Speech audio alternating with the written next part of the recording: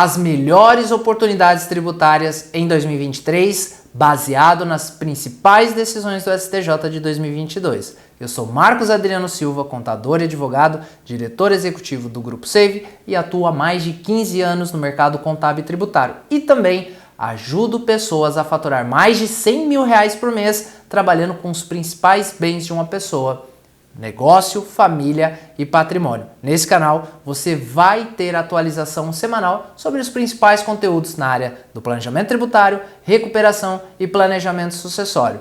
Melhores oportunidades de 2023, eu vou trazer para você aqui o que? Foco nas decisões dos tribunais superiores, e hoje eu vou falar com você especificamente a respeito das principais decisões do STJ em 2022. Nós sabemos que os tribunais superiores exercem um papel muito importante dentro do nosso ordenamento jurídico tributário. As matérias de maiores relevâncias dos temas fora da Constituição, infraconstitucionais, a última palavra quem dá é o STJ. Com base nisso, o que eu quero conversar? O que eu vou conversar com você? Como essas principais decisões de 2022 podem surgir oportunidades em 2023. Importante, o que são decisões do STJ? Pessoal, Superior Tribunal de Justiça. O STJ é o órgão responsável em dar a última palavra a respeito de uma matéria que está fora da Constituição. Tudo aquilo que está dentro da Constituição, a última instância é o STF. Então o STJ define todas as matérias que nós chamamos de infraconstitucionais, ou seja, fora da Constituição. Dentro de um mecanismo chamado recurso repetitivo, ele determina de maneira definitiva a respeito de um tema. Então, o STJ, em matéria tributária, exerce um papel muito importante, porque ele determina o encerramento da discussão, e nós sabemos que o nosso sistema tributário ele é extremamente complexo, extremamente confuso e também sofisticado. E grande parte das matérias chegam ao STJ que define. Então, eu te proponho essa reflexão no seguinte sentido: nós temos que ficar atento às decisões do STJ, porque ali tem muito dinheiro. Ali tem as principais matérias tributárias e que ele vai determinar, por exemplo, qual que é a decisão definitiva e que isso vai ter impacto direto na sistemática tributária. Vai ter impacto direto na apuração e no recolhimento dos tributos do seu cliente. Vai ter impacto direto na geração de oportunidades. Então, por que eu trago essa proposição de reflexão? No seguinte sentido: temos que ficar atentos. Por exemplo, eu acompanho diariamente todos os temas, todas as decisões, todas que eu digo, aquelas que eu julgo de maior interesse e repercussão. Porque é a partir daí que eu estou subsidiando meus clientes, por exemplo, de oportunidades. É a partir daí que eu consigo trazer uma perspectiva do quê? De melhora da performance tributária. É a partir do acompanhamento, e hoje eu vou falar, e estou falando especificamente do STJ, mas o que eu quero trazer também aqui é uma mentalidade. Nós precisamos pensar que eu tenho que ficar atento às decisões administrativas no âmbito do CARF. Já falamos sobre o CARF.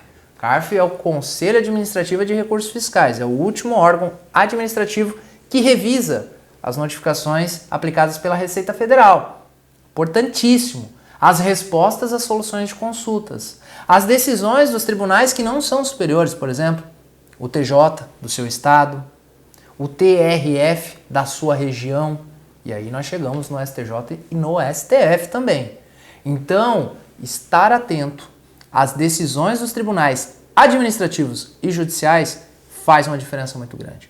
Ela te atualiza, ela te torna um profissional muito mais completo e com um repertório maior de oportunidades, porque isso vai fazer diferença na hora da contratação, único e exclusivamente. O que você vai levar a mais que o seu concorrente? Porque a gente sabe, se você quer atender empresas, principalmente de um porte maior, todo dia, absolutamente todo dia tem um escritório ligando, tem alguém oferecendo alguma coisa e você precisa se destacar. Caso contrário, você não vai atingir os seus objetivos aí de faturamento e assim consequentemente. Então eu proponho para você essa reflexão, estar atento às decisões do STJ, do STF ou dos tribunais superiores, porque isso vai te trazer um leque muito grande de oportunidades. Dito isso, eu vou compartilhar com vocês as decisões que eu entendo que vão gerar oportunidades em 2023 e principalmente as decisões que foram proteladas, que foram postergadas para 2023 e você já aplicar essa mentalidade de estar atento, acompanhar a decisão dos tribunais para aplicar no seu dia a dia e gerar oportunidades para os clientes.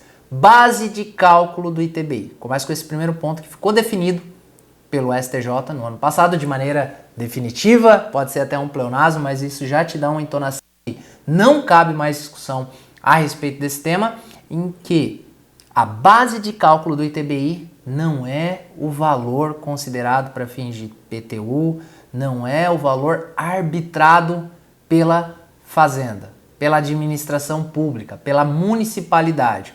A gente tem uma questão do ITBI que é o seguinte: a operação aconteceu da seguinte maneira. Eu fiz um contrato de compra e venda em que eu comprei um imóvel por R$150 mil. E muitas vezes o que acontece?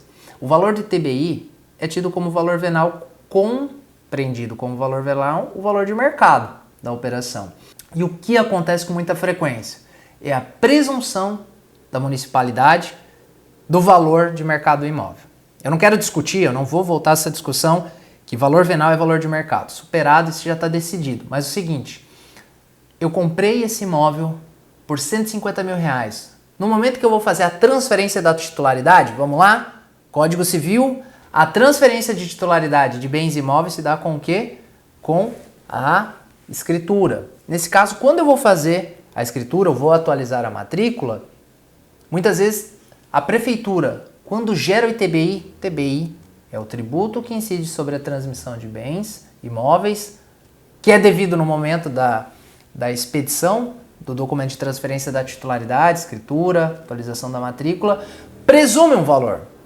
Então, olha, tudo bem, por mais que esse imóvel foi adquirido por R$150 mil, mas para mim esse valor eu não vou levar em consideração. Para mim esse valor não serve. Eu vou aplicar aquilo que eu entendo que ele vale. Uma avaliação da municipalidade ou um fato presumido. Muitas vezes não é feita avaliação. E ela fala que ainda que o imóvel foi comercializado por R$150 mil para fins de base de cálculo do ITBI, eu vou considerar 300, 400, 500, 1 milhão, depende da situação. Então o que acontece? Foi definido pelo STJ que essa regra não é válida. O contrato entre as partes tem legitimidade, tem fé pública, no qual a administração fazendária municipal só pode afastar se ela abrir um processo administrativo de acordo com o que reza o artigo 148 do Código Tributário Nacional. Ou seja, a municipalidade só pode afastar esse valor considerado como legítimo e com fé pública se ela abrir um processo administrativo e realizar uma avaliação pelos peritos competentes e provar através desse documento que de fato não é R$150 mil, é, por exemplo, 400, é 500, é 1 milhão, eu não sei. Então isso é um fato muito importante, porque é uma prática comum, em que a municipalidade ela tributa o imóvel sobre o valor de mercado e muitas vezes presumido. Não tem nenhuma avaliação. Eu acho que esse imóvel vale tanto.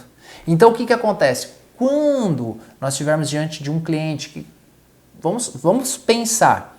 Eu tenho vários clientes e nós somos de Santa Catarina, atendemos o Brasil inteiro, mas a nossa região ela é colonizada por descendentes europeus, mais propriamente dito, alemães, italianos, poloneses, e são culturas que valorizam muito o que? A propriedade, o imóvel. Isso tem uma explicação histórica de guerra e tudo mais, porque o imóvel dá segurança. Então aqui na nossa região é muito comum empresários, ou até mesmo pessoas que não são empresários, que durante a vida conseguiram poupar, né, viver abaixo dos seus ganhos e investem em imóveis. Eu tenho clientes que basicamente todo o lucro do negócio é reinvestido em imóveis. Então aqui é uma cultura muito atuante adquirir imóveis. E para você que tem esse cliente, principalmente quando nós falamos lá de holding, da administradora de bens, a holding patrimonial, que é aquela empresa criada com o objetivo de albergar os imóveis de uma pessoa. Fazendo isso, a gente tem uma melhor segurança jurídica, que nós afastamos a figura da pessoa física e do empresário do risco. Nós temos uma melhor performance tributária, porque eu tenho redução no recebimento de aluguéis, ao invés de pagar até 27,5, eu tenho um custo tributário de no máximo 12, 11,33 mais um pouquinho de adicional de imposto de renda. Eu tenho redução tributária, mas tem que fazer conta, na venda de imóveis, ao invés de pagar ganho de capital, que pode chegar até 22,5% sobre o ganho, eu tenho um custo tributário de 5,93%, podendo chegar a 6,47%. Eu preparo a estrutura para um trabalho de sucessão em que eu reduzo o custo, como, por exemplo, o inventário, que pode consumir até 30% do patrimônio de uma família dentro da estrutura do planejamento sucessório. Nós aniquilamos isso.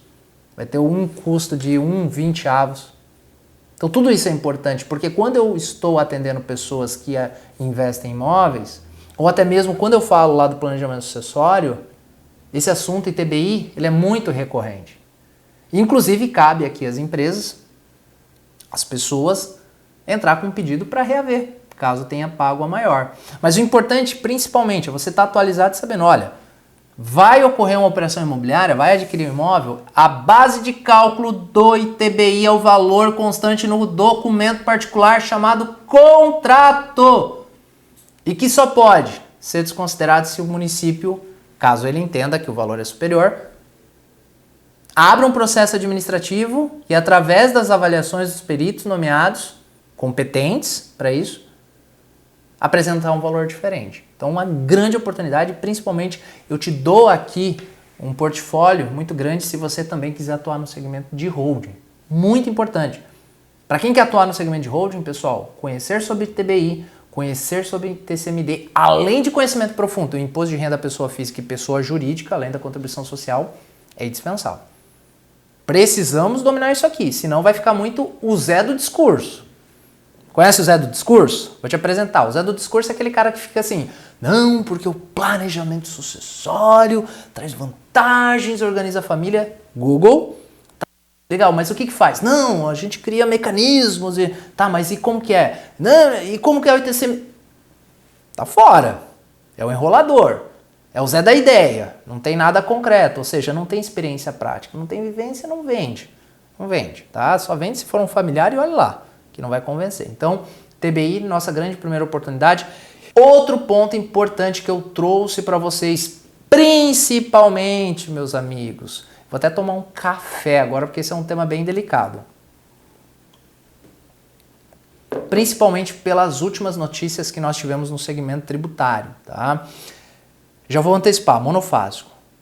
A vedação do crédito na aquisição de mercadorias monofásicas. Eu já vou explicar o que significa isso, mas principalmente, nós tivemos um caso recente dos postos de combustíveis, por exemplo, que foi deflagrado aí uma operação da Receita Federal de créditos indevidos sobre a mercadoria monofásica.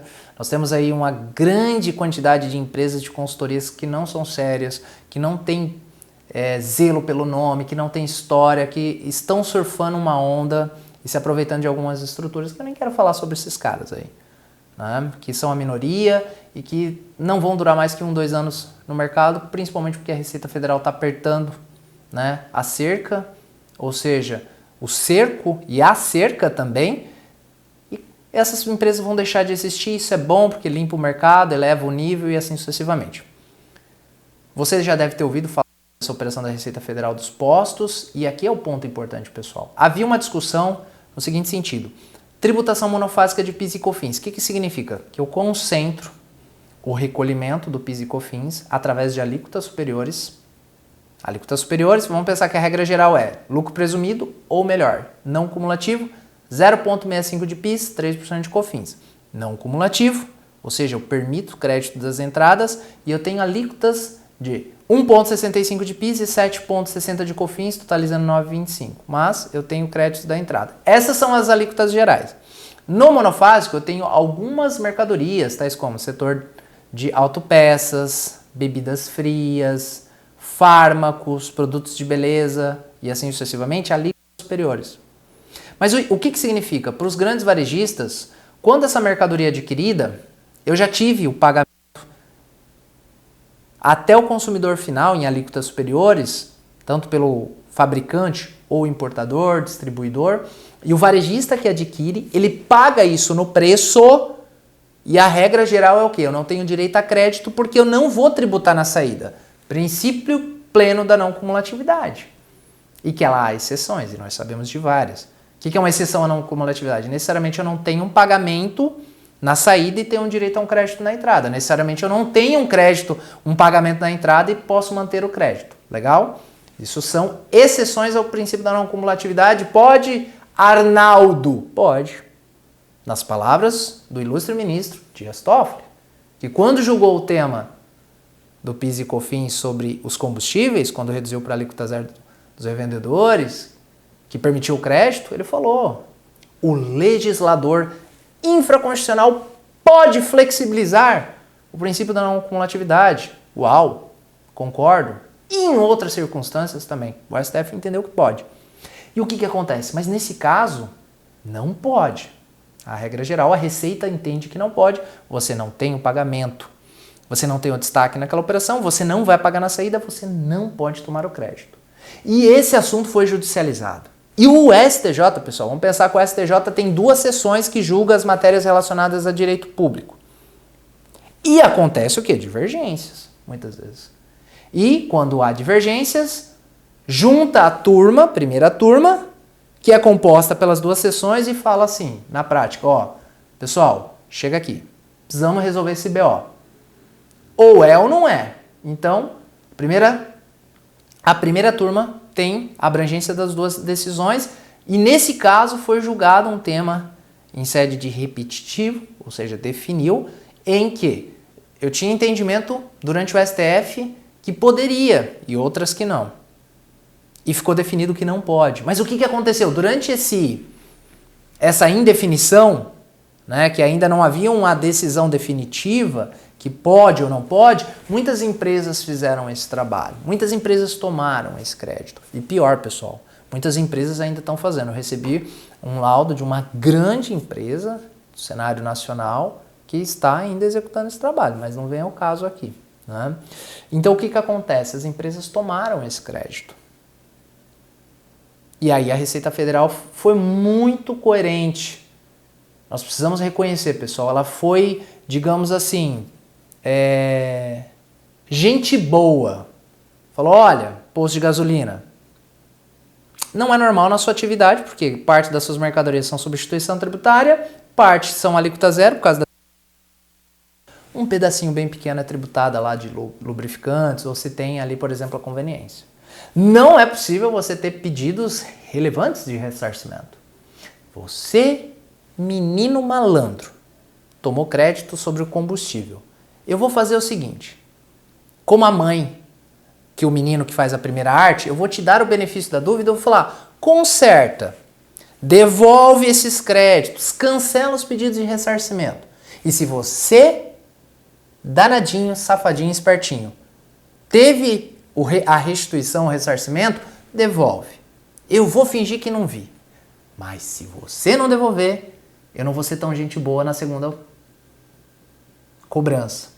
Você vai ter que devolver, com multa de 150%, penalidade pela escrituração, que pode chegar aí a mais de 600 mil reais. E para dizer que eu não estou te dando uma oportunidade, uma representação penal relativa à questão tributária. Pode ser? Então se comporta da próxima vez e nunca mais faça isso, porque na segunda vez eu não vou ser tão boazinha. Então por isso que eu achei que a Receita foi coerente e ela deu essa oportunidade. Então por que eu coloco uma oportunidade, Marcos, se os contribuintes não foram beneficiados? Segurança! Lembra que eu falei no vídeo, se você está acompanhando, empresário preza por segurança jurídica e muitas dessas empresas que atuam de uma maneira, no mínimo, discutível, você vai trazer um elemento como aconteceu conosco. Um aluno que trouxe uma situação dessa e que os pedidos de ressarcimento foram intimados. O que é intimados? A Receita Federal nem entrou nesse mérito. Ela falou, olha, fizeram errado ainda, tá, pessoal? Isso que é o detalhe, ainda fizeram tudo errado. Não retificaram as... Enfim, não vou entrar nesse mérito. Tinha diferença entre o saldo da FD fiscal, a apura PIS e COFINS, com os pedidos de ressarcimento. Tudo tem que fechar, compliance. E nos procurou, nós analisamos, identificamos que houve o crédito na aquisição de mercadorias monofásicas e nós fomos muito imparciais, pessoal. Nós não falamos, olha, isso aqui está errado. Nós somos muito éticos, nós identificamos e falando, olha, nós identificamos que porque a empresa sumiu, nem deu retorno, não explicou, que houve uma inconsistência entre essas apurações. Mas o que é, Marcos?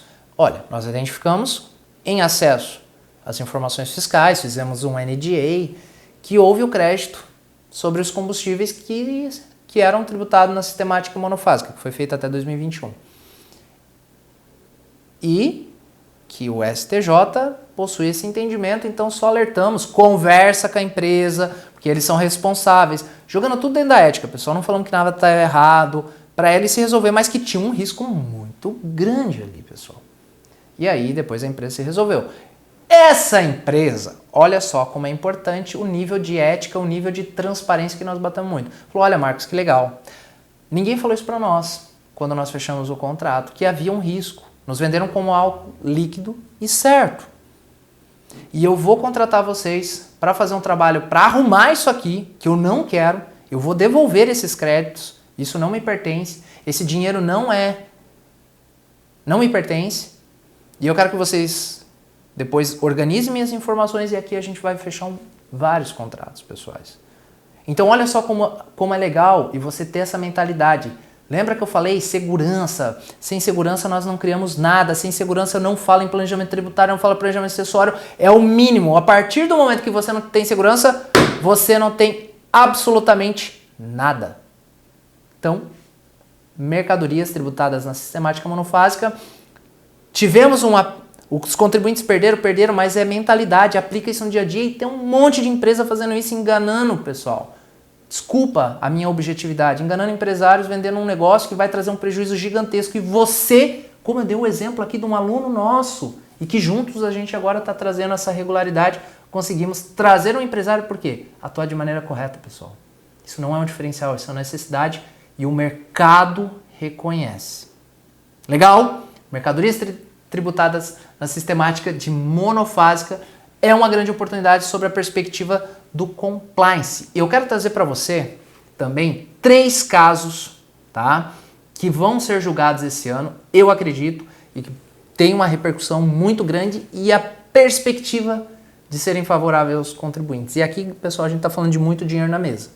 Não cabe, acho que nessa sala aqui do estúdio. Seguinte, vamos lá. Exclusão do CMS-ST para os contribuintes substituídos da base de cálculo PIS e COFINS, rapidamente. Tese filhote da exclusão do CMS da base de cálculo PIS e COFINS, que foi pacificada. Pensa o seguinte, mercadoria vem com substituição tributária, aluno estrategista já sabe, mas eu vou nivelar. Quando o ICMS é substituição tributária, eu não posso tomar o crédito. Então isso entra como custo e nas minhas vendas internas eu não destaco o ICMS porque eu já paguei de maneira antecipada. Parecido. Juridicamente e procedimentalmente diferente do monofásico lá do PIS e COFINS, mas parecido. Então, pago na origem e não pago nas vendas. O que acontece? Esse ICMS-ST integra meu custo de aquisição. E lá na minha formação de preço eu adiciono meu markup, que é o quê? Tributos que incidem sobre a venda, mais o valor para cobrir meu custo fixo e a minha margem desejada, que é a margem de contribuição, forma um markup, preço de venda e o PIS e COFINS incide sobre toda essa venda, desde que a mercadoria seja tributada pelas contribuições. O que a tese propõe? O ICMS não integra, ICMS e CMS-ST eles têm a mesma natureza, só que eles têm a modalidade de recolhimento distinta. Então não faz sentido. Inclusive aqui o Ministério Público Federal é a favor da exclusão. E está para o STF definir. Então olha o tamanho tanto da grana que nós temos aqui. Porque esses contribuintes, quando a gente faz a exclusão do CMS da base de cálculo PIS e COFINS, o valor é pequeno.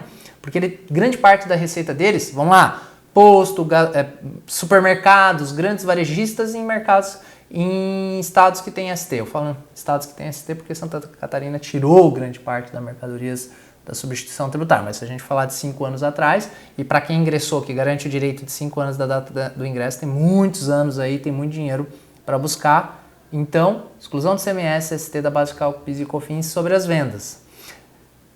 TUST e TUSD são as tarifas de transmissão e distribuição que estão relacionadas lá na fatura de energia elétrica e que compõem a base de cálculo do CMS.